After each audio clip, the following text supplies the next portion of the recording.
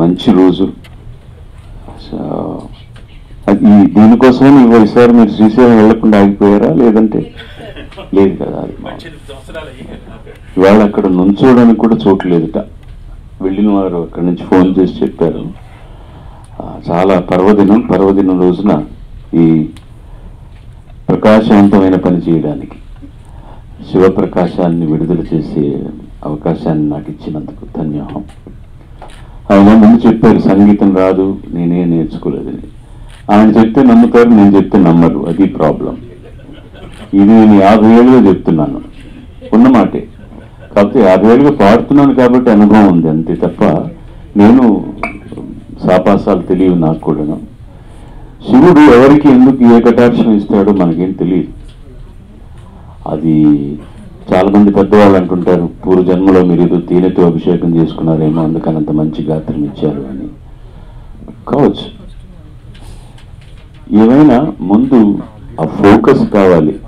ఇప్పుడు ఆయన over night నేను పెద్ద సింగర్ని అయిపోవాలి, ఇవి కొన్ని లక్షలు కోట్లు జనబాహుల్యంలోకి వెళ్ళాలన్న దృష్టితో కాదు, ఆయన కేవలం పాడాలనేది కూడా కాదు ఆయన దృష్టి. శివుడి గురించి తను చేయాలనుకున్నది, తన ఆత్మలో ఉండేటటువంటి ఆ దైవాన్ని ఆవాహన చేయడానికి తన గాత్రాన్ని ఉపయోగించి 10 మందికి అది పంచాలని దృష్టితో చేసింది. అది తెలిసిపోతూనే ఉంది. ఇక సంగీతం రాదంటారా? ఆ రోజుల్లోనే కాళహస్తి మహత్యంలో తోలేటి వెంకటకవి గారు రాశారు, మంత్రయుక్త పూజ సేయ మనసు కరుగున, మంత్రము తంత్రము ఎరుగనైతినే,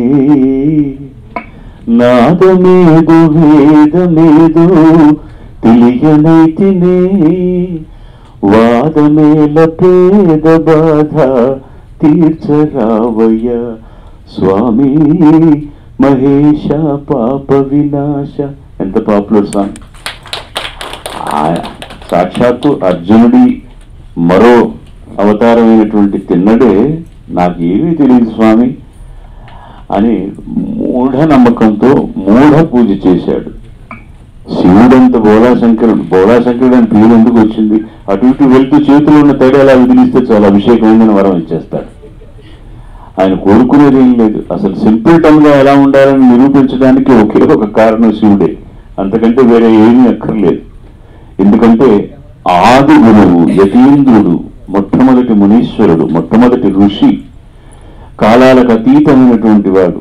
మిగతా దైవతాలు దేవుళ్ళు వీటన్నిటికంటే కూడా మనం ఇప్పుడు స్వయంభూ అక్కడ విగ్రహంలో పుట్టిందంటాం కదా, అలా ఆయన స్వయంగా ఉన్న ఒక శక్తి, అన్నిటికంటే పురాతనమైనటువంటి ఒక మహాశక్తి శివుడు.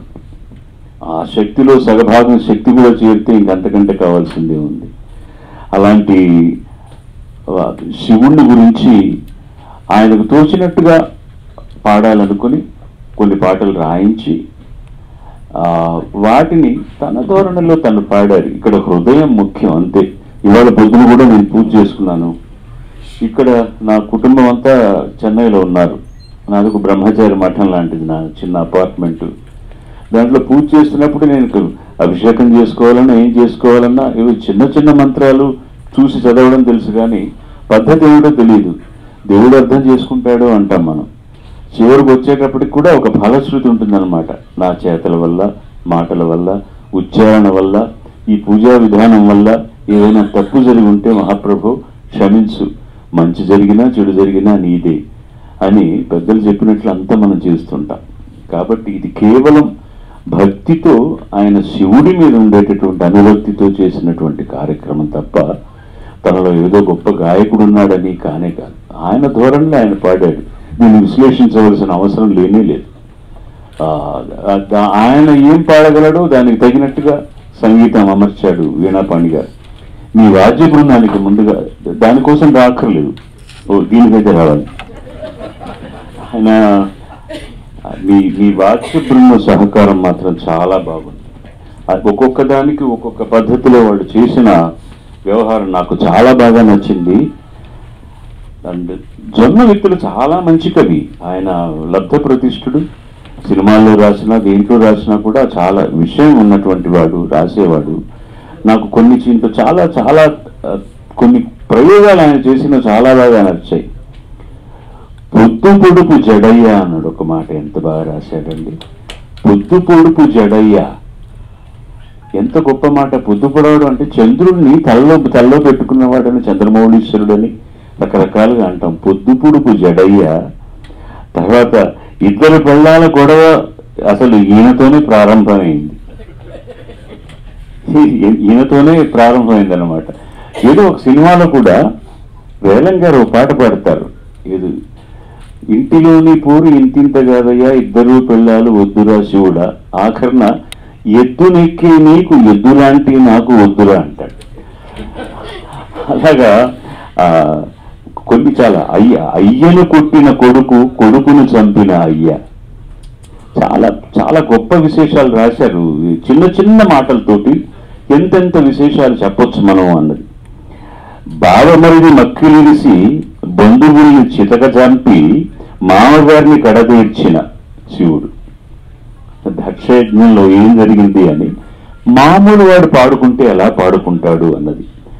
ఇలాంటివి గీపెట్టే చిన్న కొడుకు, బుసకొట్టే పెద్ద కొడుకు, ముఖం మీద నీళ్లు పూసి ముళ్ళ చెట్టు ఆకులేసి మురిసిపోయే వరాలిచ్చే చల్లనయ్య నీవయ్యా.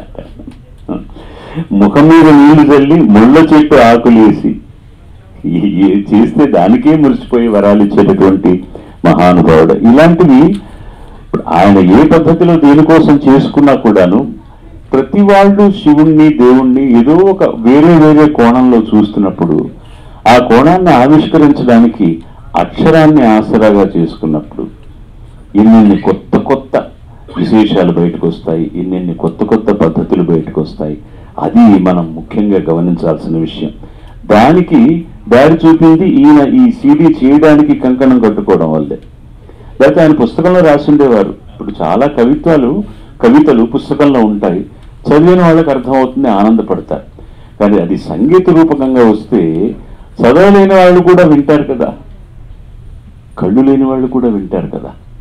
ఎంత బాగుంటుంది అసలు, విని ఆనందించే వాళ్ళు కూడా ఉంటారు. కాబట్టి దీనివల్ల ప్రతిఫలం ఎంత గొప్పదో చూడండి, దీని ఫలం ఎంత గొప్పదో చూడండి. అందుకంటే నీ గొప్పదనం చెబుతూనే దెప్పుతున్నాను అనుకోక, తప్పులుంటే కాయవయ్య తండ్రిలాగా శివయ్య అన్నది. ఇంతకంటే ఫలశ్రుతి ఏం కావాలి, మీరు చెప్పేశారు.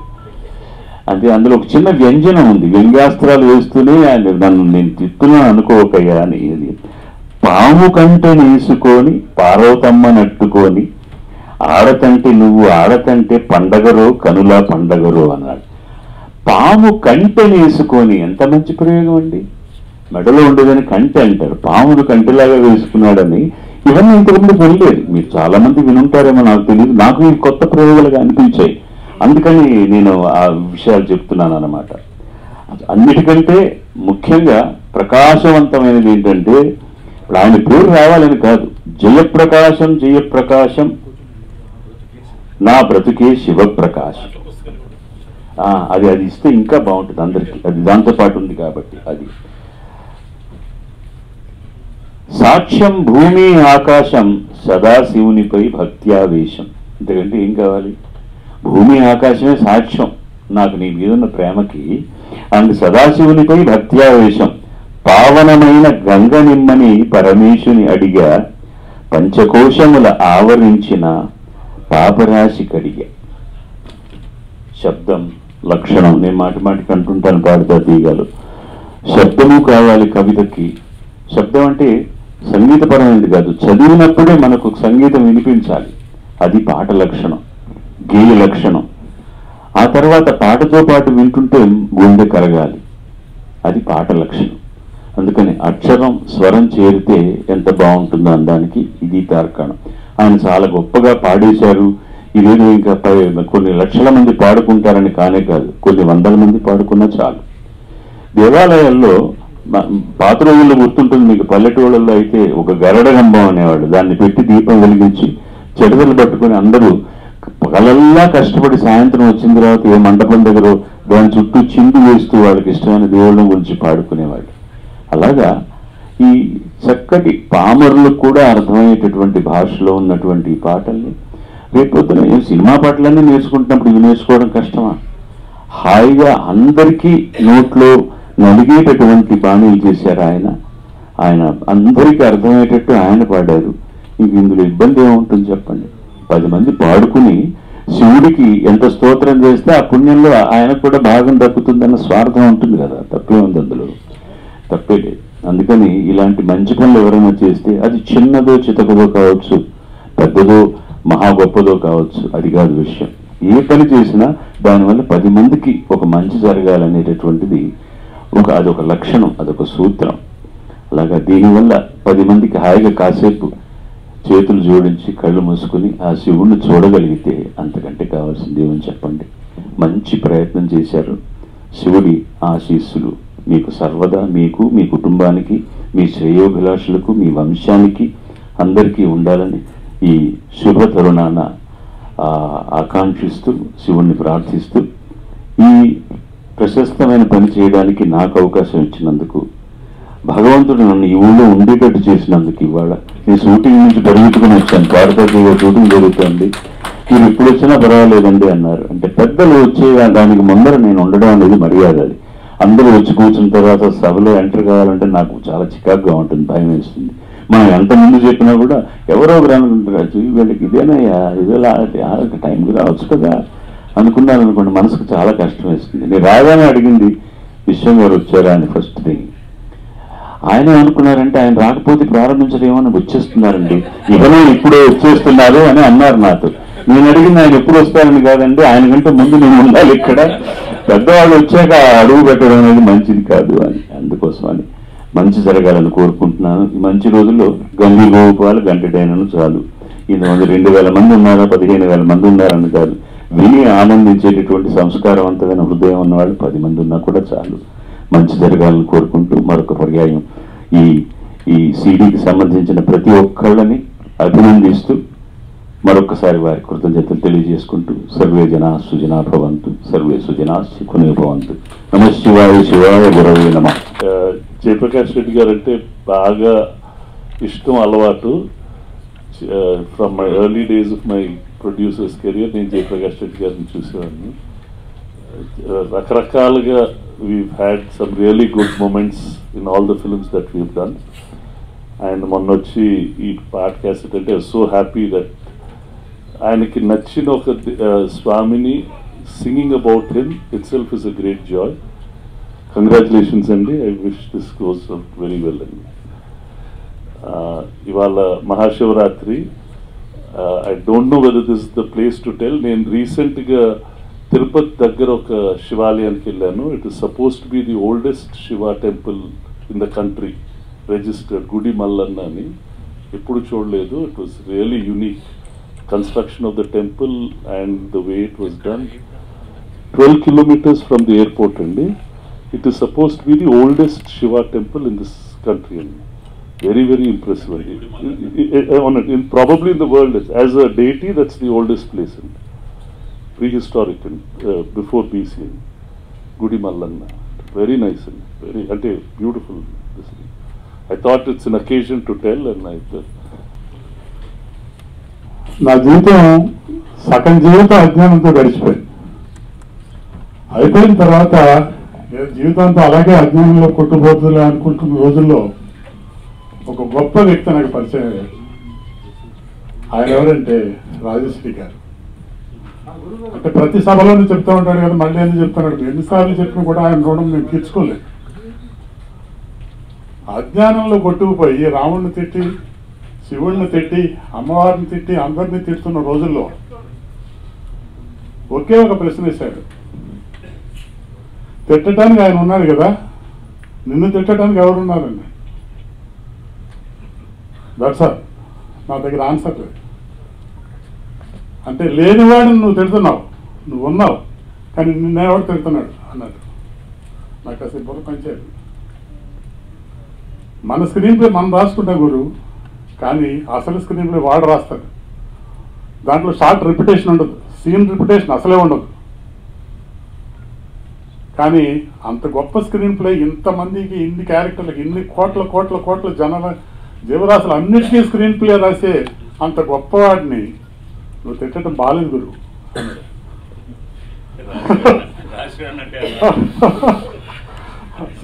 అంటే రాజశ్రీ గారు అందరినీ గురువు అంటాడు ఆయన. నాకు అసలు నాకెవరు అలాంటి వాళ్ళు ఎవరు తగలలేదు. ఆయన తగిలిన తర్వాత నా జీవితంలో ఓహో జ్ఞానం రావడం ప్రారంభించింది. ఆ జ్ఞానాన్ని అలా కొద్ది కొద్దిగా ఎంతవరకు వచ్చిందంటే ఇప్పుడు ఇలాంటి ఒక ఆధ్యాత్మికపరమైన మహానుభావులు ఉన్న బాలు గారు, విశ్వం గారు, వీణాపాణి గారు, జయప్రకాష్ రెడ్డి గారు వీళ్ళందరూ భక్తులు. శివుణ్ణి తలుచుకోకుండా రోజు గడవదు. అటువంటి గొప్పవాళ్ళ దగ్గర ఉన్న వేదికలు నేను కూడా వచ్చాను. అంటే కొద్దిగా జ్ఞానం వస్తుందన్నమాట నాకు. దానికి చేతులెత్తి మళ్ళీ ఒకసారి రాజశ్రీ గారికి నమస్కరిస్తూ మా మిత్రుడు జయప్రకాష్ రెడ్డి గారి గురించి ఒక మాట చెప్పాలి. ఇక్కడ నటుడు అంటే శుభ్రం నటించి డబ్బులు తీసుకోవచ్చుగా. యాక్టర్ అంటే యాక్ట్ చేసి జనాలు చప్పట్లు కొట్టించి వెళ్ళిపోవచ్చుగా. మళ్ళీ శివయ్య ఏమిటి, పాటలు పాడటం ఏమిటి, పాటలు రాయించడం ఏమిటి, అది ఊరందరికీ చెప్పడం ఏమిటి అంటే ట్రూ యాక్టర్, నిజమైన నటుడు ఆయన లోపల ఉన్నాడండి. వాడే శివుడు. శివుడు హిమ్సెల్ఫ్ యాక్టర్. ఆయనకి లేనిదేముంది? అన్నీ ఉన్నాయి. అక్కడి నుంచే కదా నాట్యం పుట్టింది, అన్నీ పుట్టింది అక్కడి నుంచే కదా. మేకప్ పుట్టింది అక్కడి నుంచే కదా. పలుకు పుట్టింది అక్కడి నుంచే కదా. మెలుగు పుట్టింది కూడా అక్కడి నుంచే. అన్నీ అక్కడి నుంచే పుట్టినాయి. అంతటి వాడు లోపల ఉన్నప్పుడు ఇలాంటి ఆడియో ఆల్బమ్స్ రాకపోతే మామూలు ఆడియో ఆల్బమ్ ఎలా వస్తుంది? ఎప్పుడు చూసినా శివ శివ శివ అంటూ ఉంటాడు. శివుడు కూడా ఉన్నప్పుడు చెడు ఆలోచనలు రావు, మంచి ఆలోచనలు వస్తాయి. అతను చాలా మంచి పనులు చేశాడు, అందులో ఇదో ఇంకో మంచి పని. తప్పనిసరిగా ఈ సీడీని ప్రజలందరూ వింటారని, నాలాగా అజ్ఞానంలో కొట్టుకుపోతున్న వాళ్ళు కొంతమందికి కనీసం జ్ఞానం వస్తుందని, జ్ఞానం రావాలని, ఇంత పెద్దలందరూ ఆశీర్వదించిన తర్వాత వచ్చి తీరుతుందని నా నమ్మకం పెట్టు. జయప్రకాష్ రెడ్డి గారిని మరొకసారి అభినందిస్తూ పెద్దలందరికీ మరొకసారి నమస్కరిస్తూ చాలా తీసుకుంటా. నమస్కారం. నేను మాట్లాడేది ఏం లేదు. జయప్రకాష్ రెడ్డి గారిది ఫస్ట్ క్యాసెట్ నేను యాక్చువల్గా గుంటూరులో కొన్ని సంవత్సరాల కిందట విశ్వంజీ గారి బర్త్డే టైంలో మీరు రిలీజ్ చేశారు కాబట్టి అప్పుడు విన్నట్టు నాకు గుర్తు. ఆయన గొంతు, ఆయన అప్పుడు మీరే స్వీరచన అనుకుంటాను కదా. అది అదొకటే డిఫరెన్స్. అజ్ఞాన్ని నేను ఒక్కడే అనుకున్నాను, నాకు తోడున్నారని ఇప్పుడు తెలిసింది. ఆయన డిఫరెన్స్, చిన్న డిఫరెన్స్ ఏంటంటే ఆయన జ్ఞానోదయం కలిగింది, నాకు ఇంకా కలగలేదు.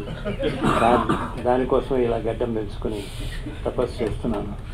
జయప్రకాష్ రెడ్డి గారికి నాకు ఎప్పుడు ప్రతి మీటింగ్లోనూ ఒకటే ఒక పల్లవి, అది బోరు కొట్టింది చాలామందికి.